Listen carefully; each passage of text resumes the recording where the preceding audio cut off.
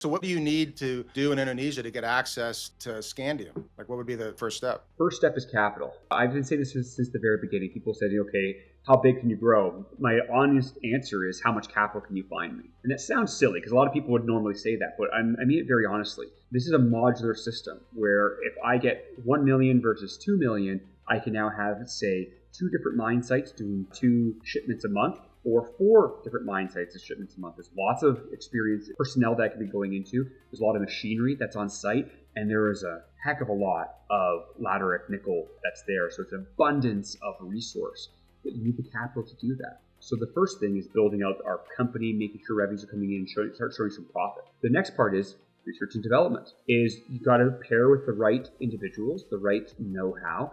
That takes capital. As an example of one person that approached us would be about $1 million to set up the initial testing to see if it would work. Well, you need to go find a company that's willing to put $1 million into a country they're not familiar with.